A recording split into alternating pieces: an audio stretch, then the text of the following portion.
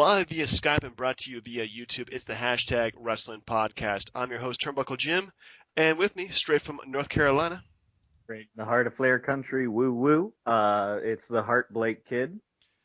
Well, folks, we're going to go ahead and talk about the big news today, which is really crazy. Roman Reigns suspended for 30 days for a violation of the wellness policy. Pretty much the biggest story, I think, since Randy Orton has been suspended because of wellness.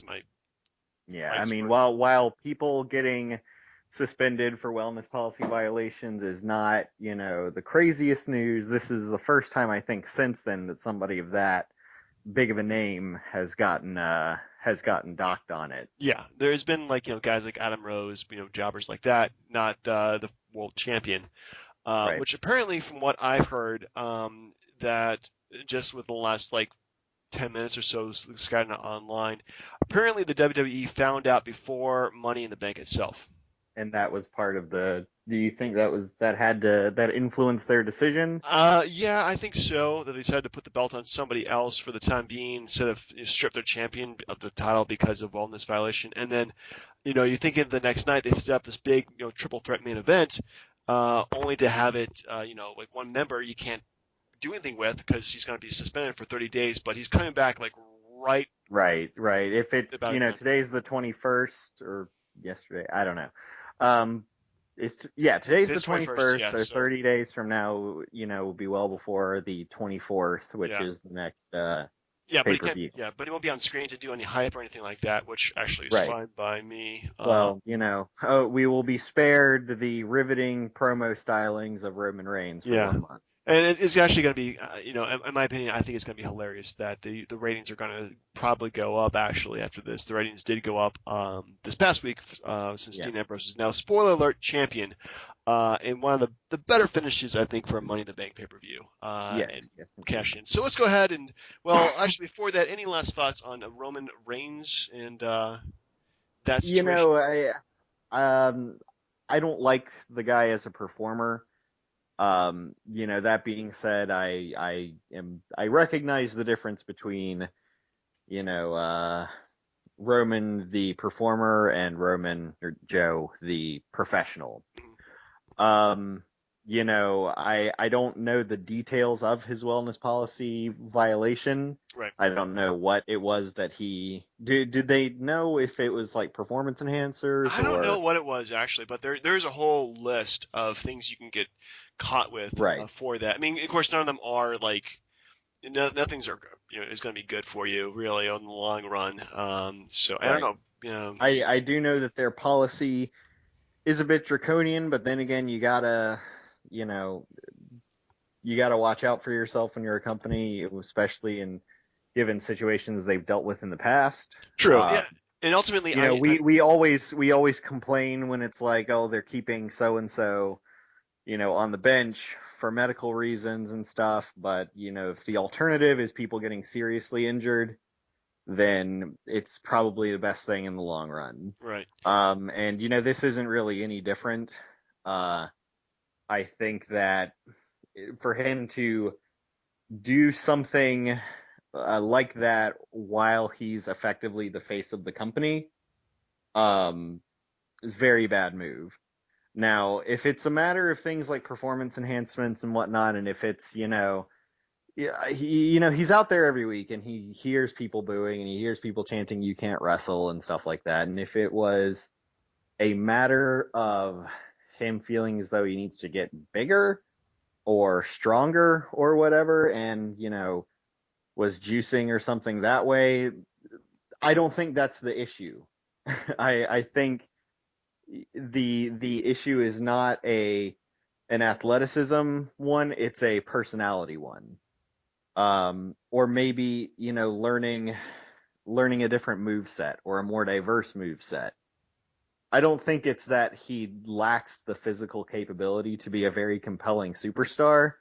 I think it's just that his personality and charisma are kaput. Yeah. So, again, this is all conjecture. I don't know if it was a matter of it being if it was a matter of him using performance enhancers or just recreational drugs or what have you. I don't think they can get you on alcohol. No, I don't think so No, either. But yeah, maybe yeah, fairly marijuana. They can get you on on. that, especially when you get Yeah, pulled over if we're using marijuana. Rob Van Dam. yeah, yeah, and I know Hornswoggle was let go Yeah. for that particular violation. Um, but yeah, I don't know. Um, I mean, the only thoughts I have on that matter is if it was recreational drug use, then I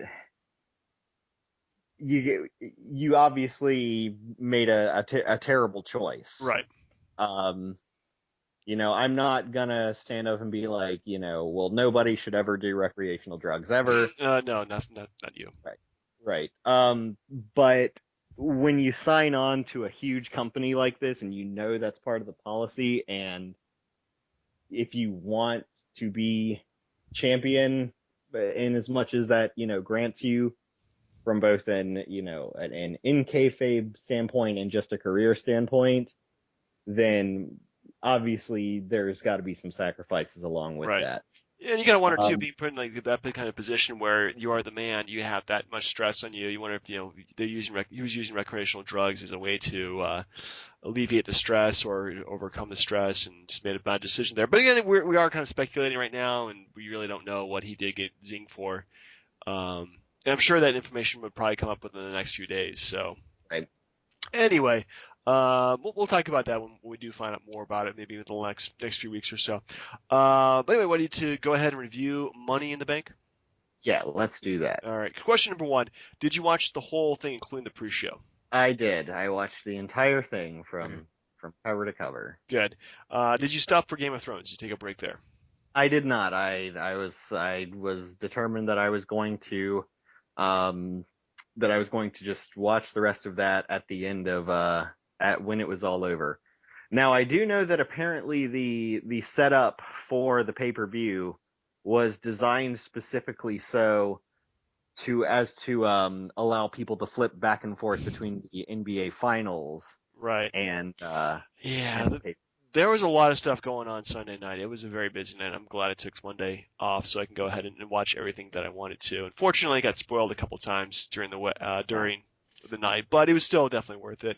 So let's go Right. ahead and start with the opening match. Golden Truth, Goldust and R-Truth defeated Breezango, who was horribly burned Yeah. from a tanning bed. Right. At least in kayfabe land. Yeah, I'm sure they're Uh, perfectly fine. It's just all made yeah. up anyway. I liked it. Uh, it to me was a great example of a pre-show match. Mhm. Yeah, I like the Golden Truth pairings as dumb as they are. Um, I like all the bits that they have, and I think that it's important to not take things too seriously.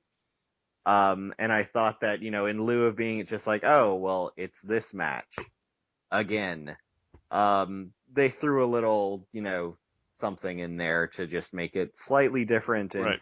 give it a humorous edge. Because, I mean, nobody really is going to take these, four people seriously. True. So Yeah, if I you're gotta just going give. to make Yeah. it purely comedic based, then that's fine too. Like Yeah. Chikara. Chikara does that kind of stuff all the time.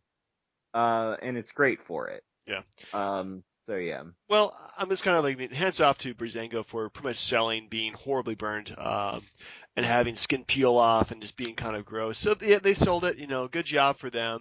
Yeah. Uh, this was the very definition of a pre-show match. I'm talking too much about it, then it's something we Right. really don't want to do. Anyway, speaking of talking too much about it, next up, Lucha Dragons defeated the Dudley Boys in really I I don't asked get for this who match. won this match. I forgot. The Lucha Dragons. Right. Yeah, Okay. I Dudley mean, Boys, 9-time tag team champions, still can't beat the Lucha Dragons. yeah. I mean, it is what it It is. is what it is. Yeah, it's really the Yeah. less we talk about it, the better it is. Hmm. Next up, the opening match, which is the team of the New Day, beginning Kofi Kingston with Xavier Woods, of course, defeated Carl Anderson, Luke Gallows, Enzo, and Cass, and the Vaudevillains to retain their WWE Tag Team Championship. Yeah. This man, what a botch fest this match was. Yeah, it started out pretty good, but man, yeah, it kind of shows, I guess, maybe Enzo and Cass and the Von Villains aren't as polished, and Carl and Luke are Well, still or the trying to. club. Yeah, Yeah, like it looked like just about everybody had a flub in this, and I yeah, don't know if it's just the eight the eight man tag team format or what, yeah. but It did get really, really like, yeah. I don't know. I think everybody just wasn't as crisp as they could have been, and just missed spots here and there. And the mhm, ending was really like, I think they even like pinned the wrong guy. Um, something. some like, It was yeah, just it was just really really slow and awkward. yeah. And the fact that Um, the vaudevillain, the New Day won too, is something we didn't expect. We would both pick the club to win right. that one too. By the way, I'm actually gonna go back and use our predictions because we've That's gone away okay. from those, unfortunately. But Mhm. yeah, definitely like it wasn't really horrible, but the middle, and then it just kind of got kind of crazy towards the end. So Right. Right. not not you know, terrible. Yeah, Uh, it was a bad setup to like the very opening match, and true. given Enzo and Cass's previous pay-per-view match, like I worry about them. Bada boom, Um, concussed guys in the room.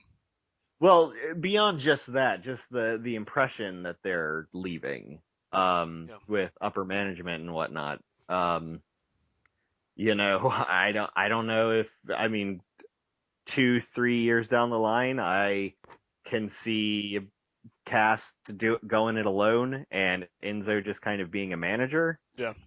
Um, I can very easily see that happening. True. Anyway, moving on. Next up for the billionth time, Baron Corbin defeated Dolph Ziggler. Yeah. No low blows No low this blows. We match. both counted low, So, low blows. You picked Baron Corbin. I picked Ziggler. And obviously I was wrong, and you were right. yeah, So the point to you, right. sir. In spite of Dolph Ziggler delivering the rock bottom to Baron Corbin at the end of the match. Yeah, I actually Oh, choose. wait, no, that's the end of days. Never mind. It Yeah, looks like a rock bottom. it looks like I it's like don't. a reverse rock bottom. Like you fall Right. back on your guy. I don't even know how it even hurts the person. To tell you the truth, it's Right. just one of those things where it's like, yeah, how is that even hurting them? Right. To be honest, though, this probably was their best match they've done, and Baron Corbin looked better. Uh, Right. Yeah. but it's. I mean, let's face it. It's hopefully a blow off match. I'm glad I guess they saved it from the pre-show because that would have been, I don't know, it'd been a little bit disastrous. So I Yeah. thought that was better. Next up, the team of Charlotte and Dana Brooke defeated Natalia and Becky Lynch with Natty turning on Becky at their the match. So what's up with that? Um, the match itself, I guess, was fine.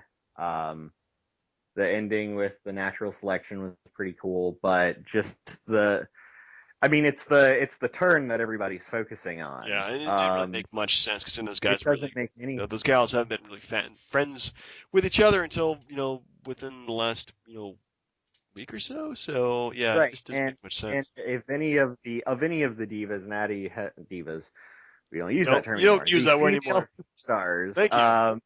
yes, Natty has been the biggest face out of all of them. Yeah, Uh, she's always kind of come across as the like, I mean, she's not, old or anything, but the maternal, the sort of figure of wisdom uh, throughout the division. She's kind of presented as the most mature and professional of them. she is the veteran of the group too. I mean, she's been Yeah, there for quite a while. Um, but yeah, just the whole turn it just kind of like leaves a bad feeling in your mouth. And the team of Charlotte and Dana Brooke, I don't know if I buy them or not. Dana Brooke is just feels kind of. She felt fine in NXT. Her and Emma were great, but her and Charlotte, I don't know, just not meshing for some reason. I honestly, I guess maybe because I read into it too much, I understand. I wish they would kind of play it up a little bit more with the idea that now that Emma's gone, Dana can't really cut things on her own. Yeah, So she will just like sort of gravitate to like the next possible like figure. yeah, Um, yeah. Some people are like that. yeah, Anyway, next up, but oh my god. Oh no, that's basically it. Okay, so next up we have another NXT versus another veteran. Apollo Crews defeated Sheamus in, yeah, just a match. Yeah. I thought this was going to be in the pre-show. I'm don't know if I'd say I'm glad it's not. It was kind of a boring match. Yeah, there was You like didn't see a one, lot of the yeah, usual athleticism that you see from Apollo Crews. yeah. Um, he's usually doing all sorts of stuff, but this it just seemed very cut and dry. I'm glad that he got a win, Yeah. um, which is good, even if it was over Sheamus. But that's a easy enough kind of heel character to throw your newbies at. Yeah, it was all right. I mean, they want to build up Apollo Crews, want to build up Baron Corbin. This is good ways to do that. Have him beat, veterans like Sheamus and Dolph Ziggler. But yeah, just the matches themselves are just not as exciting as I think they could have been. There's really no Right. build, it feels, to these matches. So, but I'm glad they did take them off the pre-show though, because they do have some build to them, as much as I would like though. Next up, we have the Dream Match. AJ Styles defeated John Cena with the help of the club. Yeah. Man, was it just me or did Cena look like gassed throughout this whole thing? Yeah, he looked a little not as athletic. Use the word athletic. But, something like not as you know in shape, I guess, as he has been before. He didn't. Yeah, just a lot of the moves were kind of like they do a move, then they rest, they do a move, then they rest. Yeah, he did look a little gassed out there, I would say. Hmm.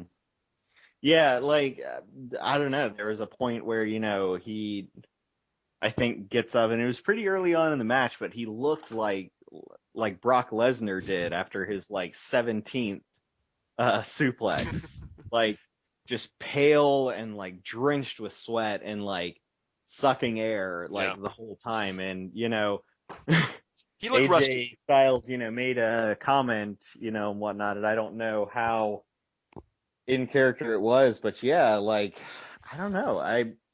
I guess I'd have been kind of disappointed too if you feel as though this you're playing this whole thing up and you get in the ring with this guy and you got to kind of carry him because he's exhausted. Yeah.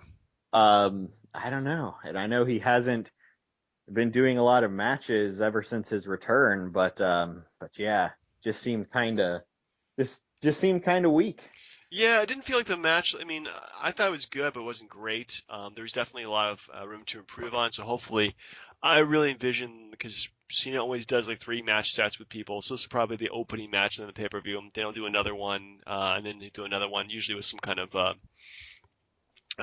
gimmick thrown in there too. So yeah, I mean, AJ Styles definitely look a lot better than John Cena, but he's definitely less rusty than Cena is. Cena's been out for what 5 months, Something like that. 5 or 6 months.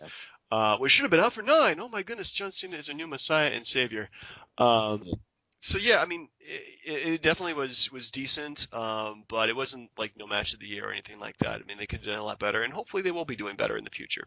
yeah, So anyway, we come to the titular, titular. titular. Yep. Is that the word I'm looking for? Yes, that Uh, the eponymous match, if you right, will. right. Your vocabulary is much more defined than mine. The match, of course, we've all been waiting for. Dean Ambrose defeating Alberto Del Rio, Cesaro, Kevin Owens, Chris Jericho, and Sami Zayn for a Money in the Bank uh, contract.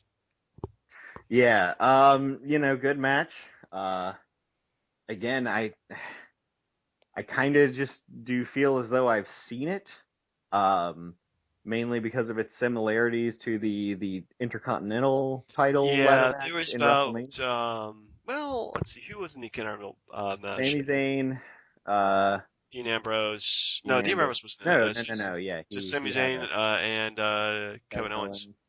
So just them? Yeah, just them. Huh. Yeah, Well, I guess go because a figure. lot of it just did kind of become the Sami Zayn and Kevin Owens show again. Yeah, it really did. Those guys Uh, would just kind of take over anything they're in. right. Yeah, I mean, it did feel like any usual ladder match. Everybody had their spots. There wasn't really any kind of crazy sick bumps in it. Hmm. It was always good drama. Somebody goes to the top, somebody knocks them down. Yeah, it was good. There Look, was, yeah, there was one part though that I remember watching it and being like kind of cringing. And it was when there was the one ladder in the center and then the two kind of laying horizontally, and they had two guys on the main ladder, two on the left and two on the right. yeah, And it was just so forced and choreographed that it just completely took me out of it. yeah. That is to be fair. There was one bump I thought was really really horrendous, which was the one where Kevin Owens did the was it Blue Thunder Powerbomb on Either that or the oh wait, where Kevin no, Owens no, it's did just the, Kevin Owens gets the Blue Thunder power bomb by Sami Zayn onto the I guess yes, and he did the uh, whole the side of the ladder, which just looked Mhm. painful as hell. Like, how is he not dead? Um, There's a very very good uh video clip that somebody made of Kevin Owens and Sami Zayn from like their newbie independent days mm, doing the exact same spot, okay, played opposite of the one from Money in the Bank. huh? Which, and that's not to disparage it at all. It was very interesting to see it sort of back and forth. Yeah. Um, Well, those guys have been wrestling for God knows how long, right, which is cool. I mean, I'm glad those guys are be able to go ahead and do all these matches. They're probably going to fight forever, just the way things are going. right. As Um, they as but the chant goes. yeah. But yeah, I mean, it was all right. It wasn't horrible. I liked it, but didn't love it. I don't know. hmm What were your final thoughts on the ladder match itself? It's interesting how, for a second, things were kind of clenched, and Mm, it's I don't know if it's just the way that, WWE and wrestling has been going lately, but you almost get a sort of disappointment when the people you assume are going to win end up winning, even yeah, if you wanted that to be the case. yeah. I guess there's the certain level of predictability that just kind of seems boring about it. hmm But anyway, Which, yeah, it sounds like, it seems like when we say it, it's like you're looking a gift horse in the mouth because it's true. like, this is what I want to happen. This would be the coolest thing that happens. And if it happens, you're like, oh, Yeah, well, which, I don't know what the solution to that is, but which isn't to say that my hype and my positivity is diminished because of that. true. But anyway, you did pick Dean Ambrose in the match, and I picked I'm not Seth Rollins, but Kevin Owens. hmm And you actually got that right, so There we bully for go. you. Push Uh, me. Next up, we have blow off match. No, I'm sorry, not a blow off match, but pretty much a squash fest. Rusev defeated Titus O'Neil via submission, and Yes. then insulted him in front of his kids. And then Titus O'Neil kissed his son on the mouth in Yeah, front of that everyone. was weird. It was very strange, and I'm glad I wasn't the only person who noticed it. Oh My yeah, I think Twitter everybody has been immediately blew really, up really with, weirded out by huh? that. I mean, Yeah. I mean, I don't. I did you ever don't kiss your know dad what on the other mouth? people. I'd never kissed my dad on the mouth. I never Yeah. kissed my mom on the mouth. Like, kissing on the mouth was just sort of a. I like knew people growing up who Hmm. like kissed their siblings and their like mom on the mouth and whatnot, and I felt that was weird. But like, not to throw like the gay panic thing or anything out there, but it's just any relative really. Kissing any relative on the mouth is very Even strange. your cousins? Even your cousins, Okay, and just we're curious. not that deep in Flair country. Woo! But but yeah, I don't know. I never knew anybody who kissed their Yeah, dad on the mouth. that was just bizarre. Yeah. Father of the year. Uh, Anyway, but yeah, the match was pretty cool. yeah, I do like they're Pretty, kind of giving. Well, I mean, it's kind of weird, but they're giving Tyson Neal a gimmick of being the big father figure and have his kids out there and having that kind of character is something you really don't see that often, especially in yeah. wrestling. Um, so, You and I do kind of like the had it next. a little bit with Mick Foley, and Yeah, a little bit. I mean, but not a whole lot. it wasn't his main thing, No, I mean you definitely don't bring your wife and kid. I mean you don't. Okay, the rule number one in wrestling: you do not bring your wife out into the ring. right? Just every single time that's happened, it's always ended in disaster. Right. Especially for your marriage. But yeah, I mean, you really don't see like somebody bringing his kids out to the ring that often, and well, and I do like the next night, Titus O'Neil kind of got his heat back by just destroying, well, not destroying, but scaring off Rusev enough. Yeah. So there is But that. yeah, good match overall. Kind of Yeah, I mean, at went least the way like that it Titus was. O'Neil, like he looks like Yeah, a guy who could push over Rusev and look believable doing that. He's a big dude. He is not yeah, small at no.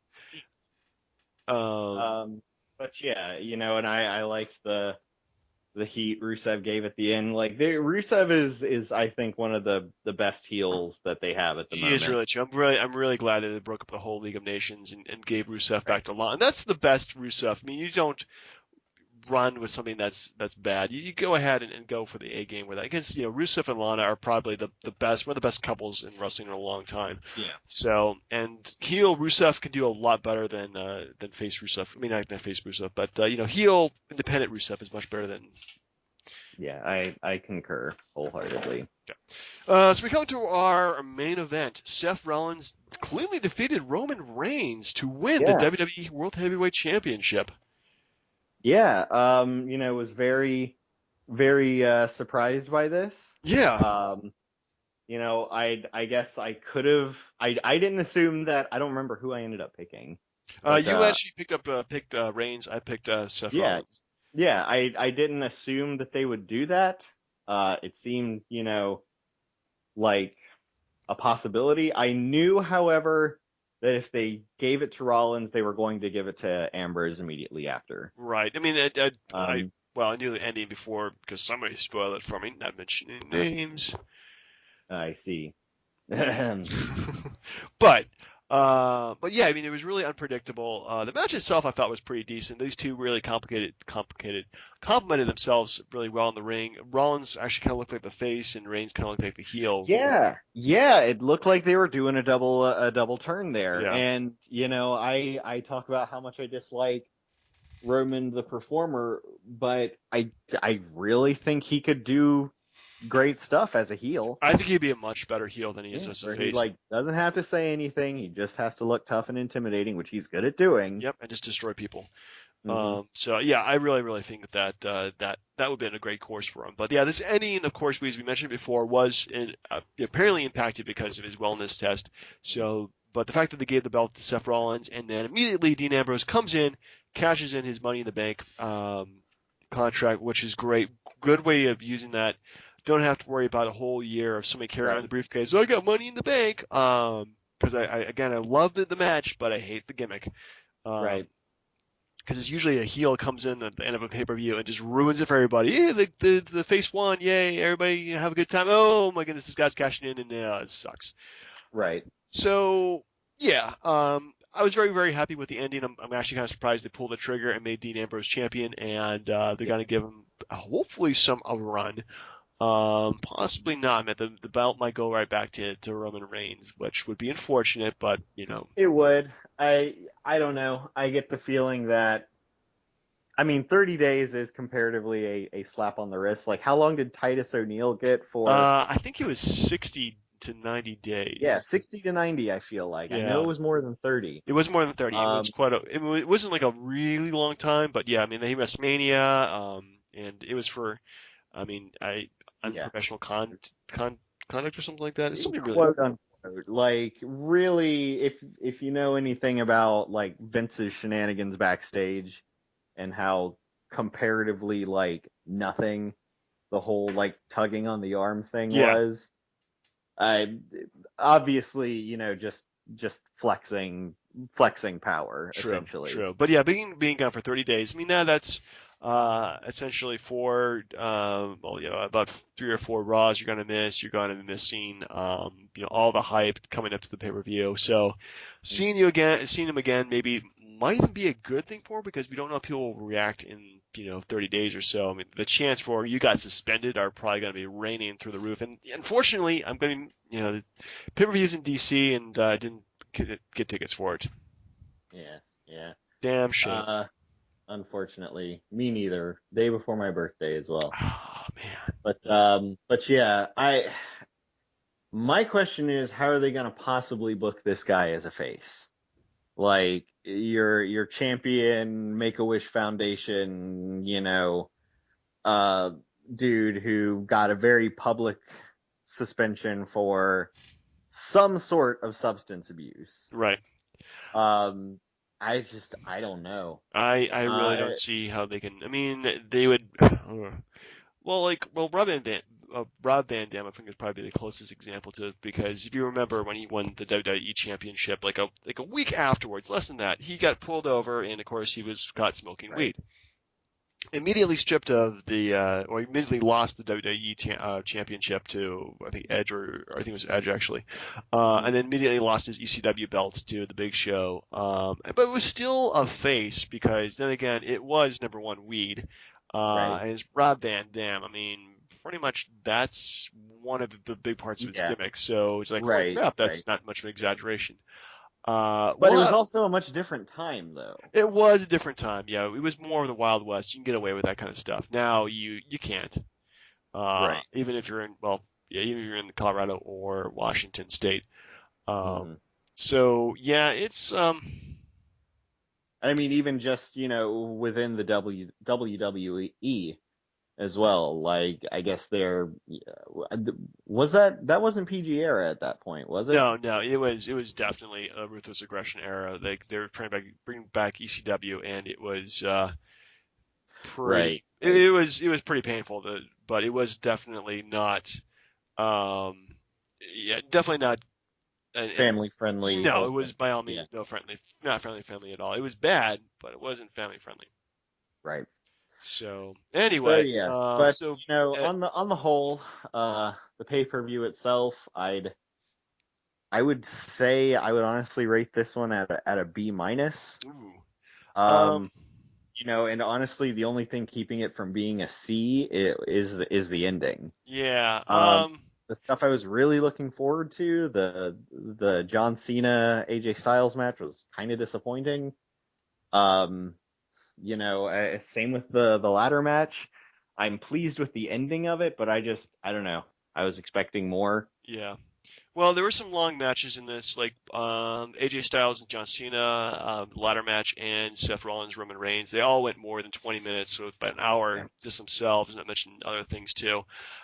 It was a lot of wrestling, and then the 4 hours, including the pre-show, are actually probably 4+ hours. I actually didn't count the exact time because I was watching it on the network afterwards. Sure. So we have a total of 10 matches, 11 if you include the Dean Ambrose match. And it felt like a lot of wrestling, and yeah, a lot of it didn't really feel. There were some good matches, but nothing really great. No match of the year in there. But I would give it a B plus. I think overall it was pretty decent. I got you. So anyway, so next week we're gonna do our mock draft of Yeah. SmackDown and Raw. Try to make sure there's enough superstars to go around between the two brands. Right. So we'll go over the rules and everything like that next week, and while we have our draft boards All right. situated. All right. So well, it's been Until fun. next time. Yep. See you later, folks. Cheers.